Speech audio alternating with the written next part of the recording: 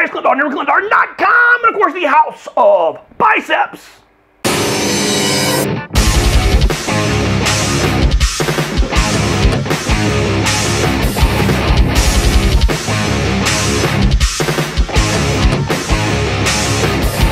Still answering your questions. Got a bunch of questions here on the notepad. I've actually got a bunch back in my notebook at home. I'm going to start knocking these out. These are the most important, immediate ones that I'm going to get. If you've got other questions that I haven't covered, please comment down below to the side. Write it on your computer screen or on your iPhone. Send a message to iTunes. Let them know to contact me. Get me your question. I'll do my absolute best to get this to you as quickly as possible. So I got involved into a YouTube discussion. There are a few other YouTube accounts that I at least go to their videos and I comment, ask questions, and they do the same over to mine. So through several YouTube interactions between me and other people, it all boiled down to one individual asking me, so Clint, what exactly was it that you did learn from Brian Shaw at World's Strongest Man 2018?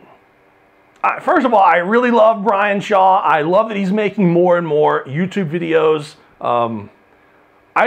I love the way he is really practicing on the use of hand gestures so that people don't think he is a statue whenever he talks on video. I absolutely love that about him, and I think it really adds to his videos.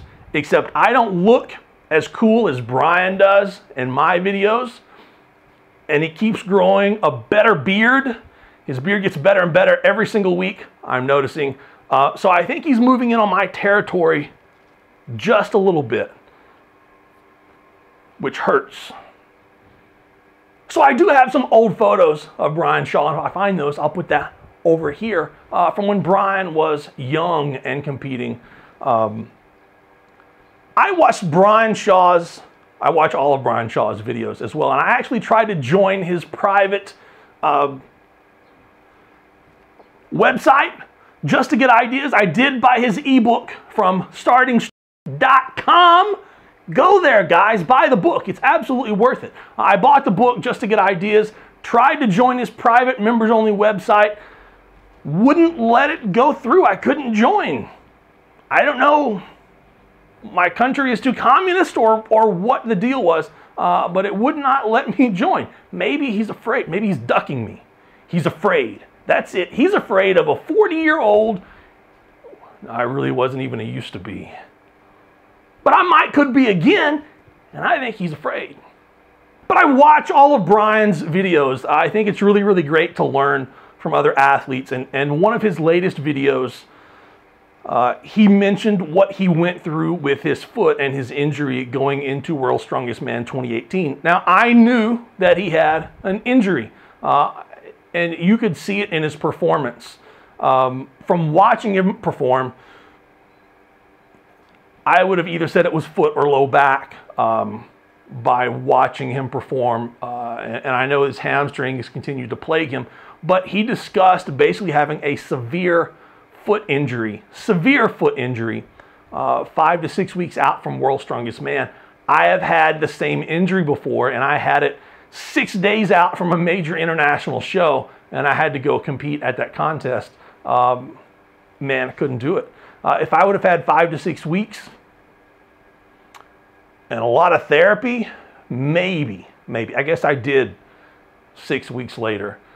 In an absolute ridiculous amount of pain, but not at World's Strongest Man level. So if you haven't seen that video, it's an amazing video. It's great to hear him talk about everything that he went through going into World's Strongest Man 2018. It's great to hear him point out that every other athlete that was there went through some other kind of major something. A relationship thing, an injury thing, a financial thing, something. And for him to say that his thing, as far as his injury, did not hurt him more than everybody else's, whatever happened to them. He fully believes that everyone came into it equal. And that's part of World's Strongest Man. That's part of sports. If you've competed in sports all of your life, you know that's part of sports. Everybody brings something with them to the contest, and it's overcoming that on contest day or contest 10 days when you look at World's Strongest Man that sometimes makes the difference between first and third place. All that being said, the one thing out of that whole video that nobody commented on down below and nobody seemed to really extrapolate from what he had to say was he tore the tendon on the bottom of his foot 5 to 6 weeks out, had to wear a boot for a couple of weeks, and then 3 weeks out, he decided, that's it, I can't wear this any longer, and be prepared for the contest.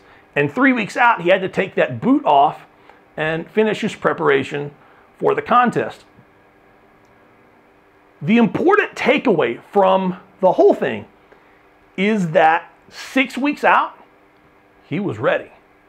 He was so ready at 6 weeks out that even with an injury, he could put everything pretty much on hold and carry him for 2 to 3 weeks of somewhat rest, and then finish it off and walk into the contest as absolute prepared as he could. I think what most of us, myself included, we look at our training and we're getting ready for a big contest and we will say, it's okay, today was a bad day, I've still got 6 weeks left. Brian Shaw is not like that. Brian Shaw was ready 6 weeks out, and then he was ready to cruise into the contest. The absolute only way that you have a major injury and then you only get your last 2 to 3 weeks of training before you have to fly halfway across the world and do remotely decent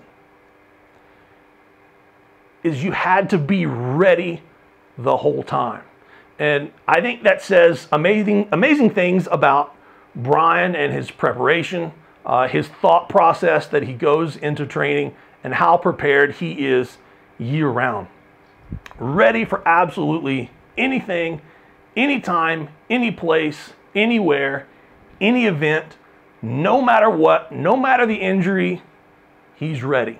And I think that gives, at least it should give, everyone else a different direction to look at their own training.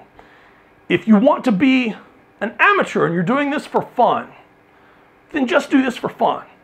But if your goal is to be a professional, if your goal or your dream is to be at World's Strongest Man, then you have to take this serious enough that you are always ready and prepared. That 6 weeks out, you're already ready and prepared. So that even if, knock on wood, if I can reach it, even if you have some kind of major injury, take a break. You're prepared anyway. And frankly, I think that's the absolute most important thing that Brian Shaw has taught everyone so far in the year of 2018. Thanks, guys.